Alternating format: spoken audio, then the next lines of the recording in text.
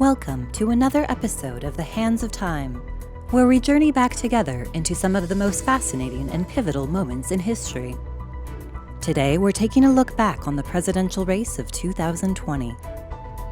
There were many compelling frontrunners, and historians continue to dissect the behaviors of individual candidates, all the while attempting to understand and reconcile exactly how their platforms were obtained.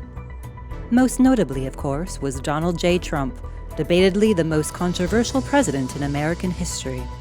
From his mishandling of the COVID-19 pandemic to his consistent lack of awareness, disregard for civility, and conception of alternative truths, he both mirrored and cultivated a society where few were truly safe.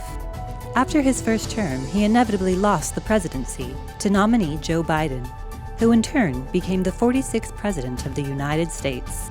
But there were many other candidates mentioned far less frequently in our history books.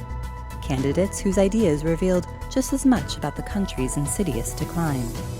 Join me as we turn back the hands of time. Choosing a candidate that aligned with each citizen's values proved more challenging than ever. Each candidate's platform, while passionate, created further bewilderment. Grandpa Munster, what are 3 reasons why we should vote for you this year? I'll give you 2, Sonny. I will free ketchup, mustard, cheese, and relish from the bun of tyranny. Number 1, I believe that milk should go before cereal, like it should. Number 2, I think glitter is the best thing that has ever been invented. And number 3, I have no experience in running a country, so it would be an interesting 4 years. I'm the only thing standing between the American dream and total anarchy, madness, and chaos, and that's what it is. I'm representing you. I'm just here. Climate change, because the oceans aren't creamy peanut butter duck. You should vote for me because I will give your dogs access to all the basic rights that they deserve as Americans. I'm going to harness love for political purposes. I will meet you on that field, and sir, love will win. We'll have Taco Tuesdays every Monday. No one will eat waffles for breakfast, and everyone will be able to travel to Pancake Planet.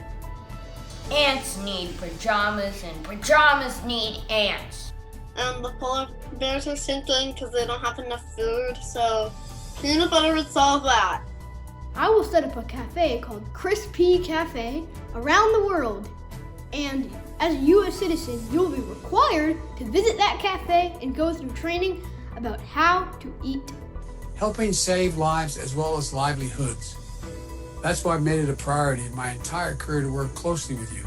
From the time I got to the Senate 180 years ago. The youth of this time were positioned to sway the entire election, and candidates were ready to bring in their votes. How do we get the youth involved in important issues of today? We'll have Taco Tuesday voting. We will have all the poll workers and all the mail-in ballots and all the ballot boxes and tacos. Young people will be like, oh my gosh, it's a ballot and a taco. It's in a taco. My mind is blown. I gotta vote.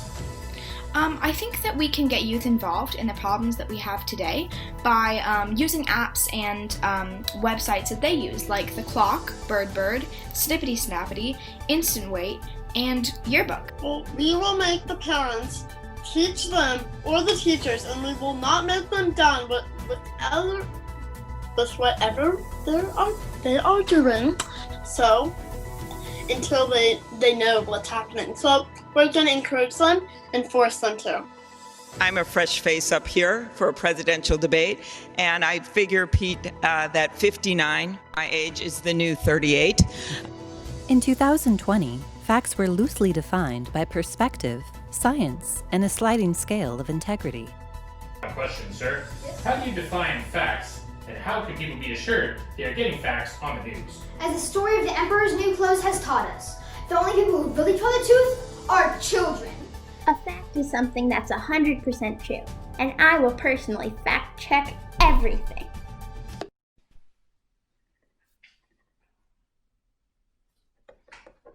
I define a fact as anything an ant says. If an ant says the sky is green and purple and orange, then the sky is green and purple and orange. If an ant says that plant over there is golden, then that plant over there is golden. I define a fact as something that is true and accurate 100% of the time.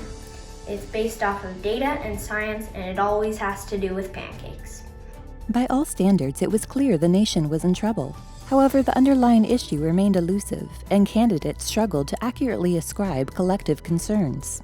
What challenges are we facing that need fixing immediately? We must know, how much wood could a woodchuck chuck if a woodchuck could chuck wood? It's vital to national security.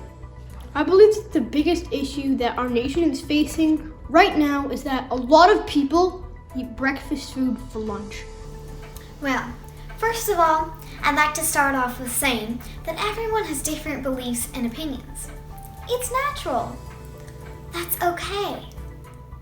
It's like if someone likes cats and I like dogs, then.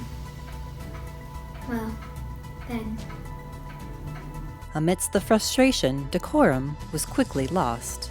I'm not going to answer the question Why because would you answer that because question? the question is Supreme Court Justice, radical left. Will you shut up, man? Listen, who is on your list, Joe?